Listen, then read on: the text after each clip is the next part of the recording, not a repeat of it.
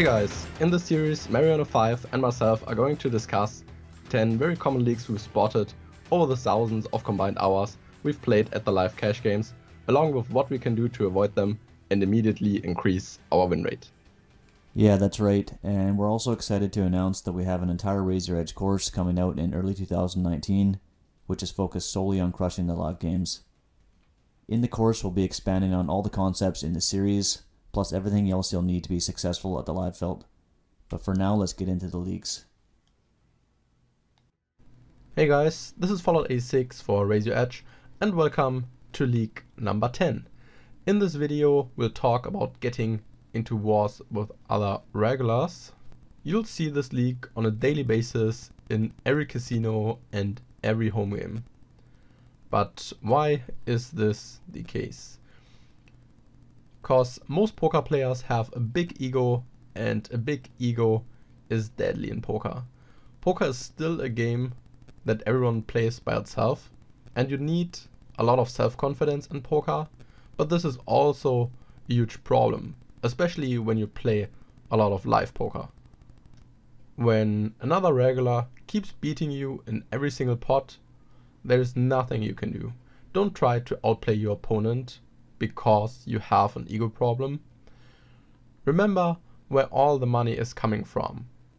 We make the most money from the fun players and not from other regs.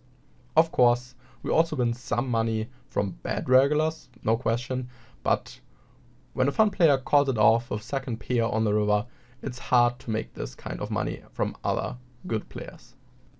We should still try to be better than the other regs, cause then we'll have a way higher hourly than otherwise. But still, if you only play with regulars that have a fairly good idea about the game and what's going on, you'll never have an insane hourly.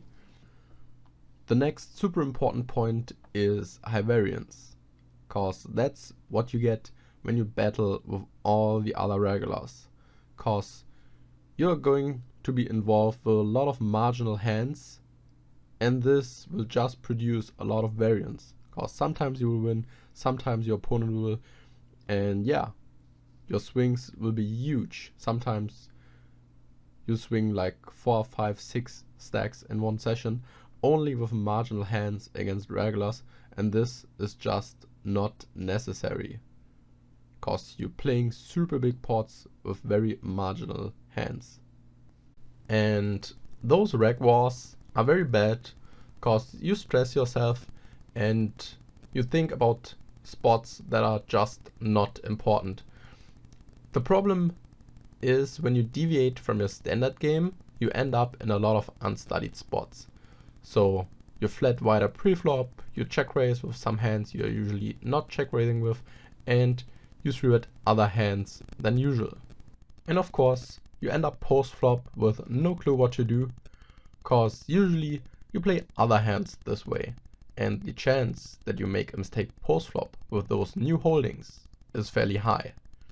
That's why you should only deviate from your standard ranges a bit, and only when you think you can win more by playing more hands or value raising more hands or raising more bluffs and so on. But you should always have a good idea where you are in your range. Okay, and now let's move on to the example hands. Okay, and here we have our first example hand. We have King 7 off on the button. In the small blind is a loose passive player, and in the big blind a good rag. So we make it 10, and it works. The fun player makes the call. But now the good regular goes ahead and squeezes. Very bad situation. We don't have a pretty hand, so we should probably fold preflop, right? In those situations, it's super important to realize what's going on, and your ego is just not important here. If you can't win a hand against the other good rag in the big blind, then that's what it is, nothing you can do. But here in this situation, sure, we want to play as many hands against the loose passive player as we can, but it's not the reality that the good regular will go ahead and 3-bet an insane amount of hands.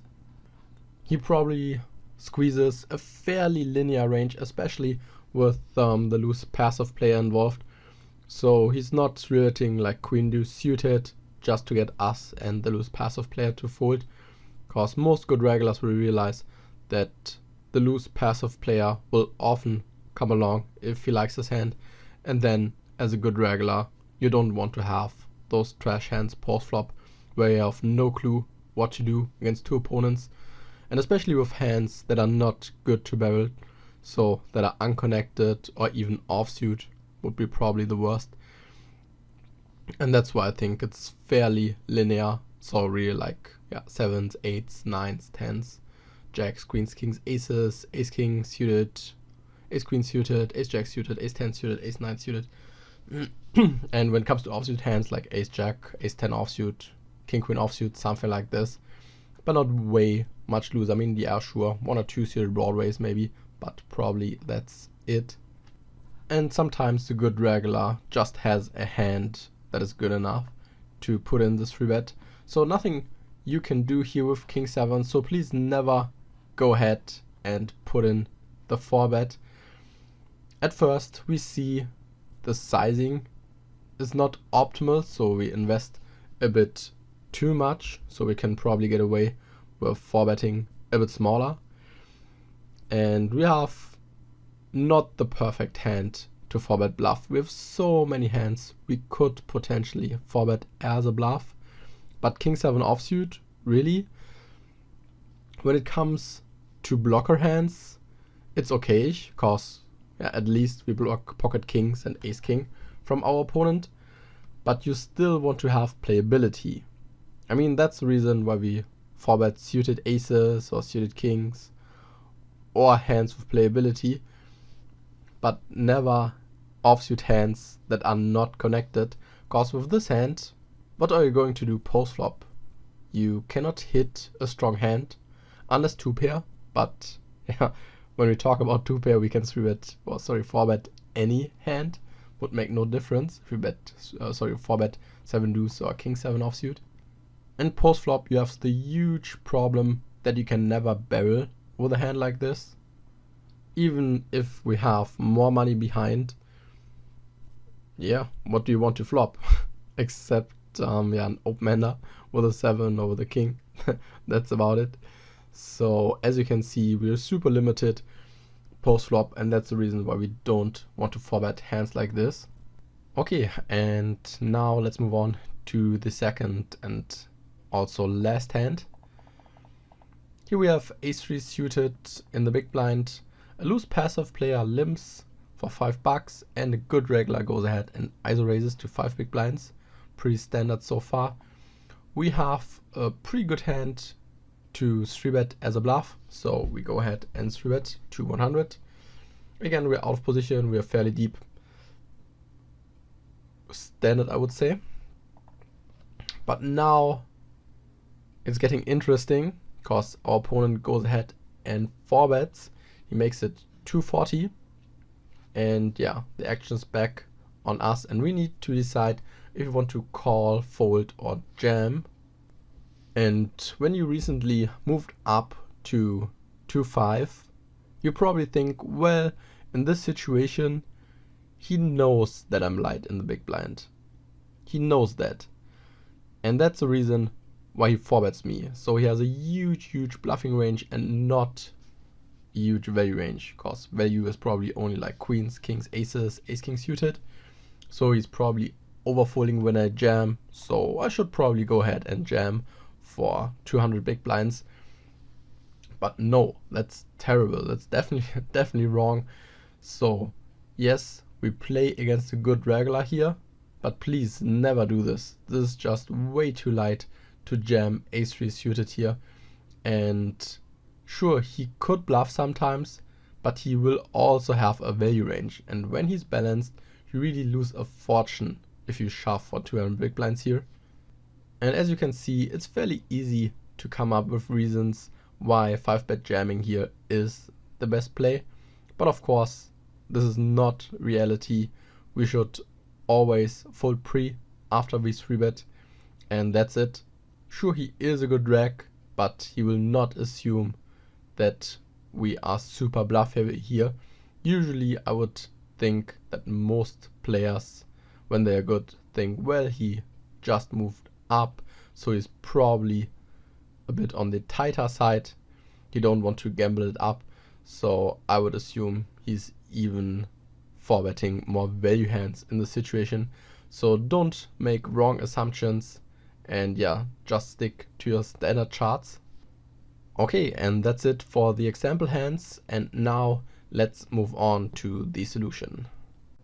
But how can we avoid to getting into wars with other regulars? Please stick to our solid ranges. Just play the same strategy that you always played. You made a lot of money with this strategy, so it looks like that this is a good strategy. Don't change it in one session. This makes no sense at all. Just play strong, simplified poker, and you will beat them in the long run.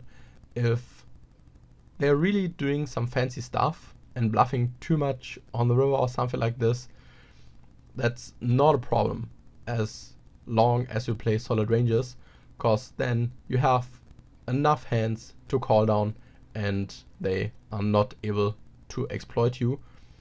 They will just exploit themselves in the long run, or they just had a good run last night and that's it. And that's when you realize how large variance really is. Everyone can catch great cards in a few sessions, so please never let this affect your ego. Just focus on the weaker fun players. Against them, it will always be easy to print money. Just stay patient and wait for your spot. Don't play looser than usual. You can't force it in poker. Just play a solid, good game, and in the end, it will pay off. Okay, that's it for this league. And I'll see you next time, and this was Fallout 86 for Raise Your Edge.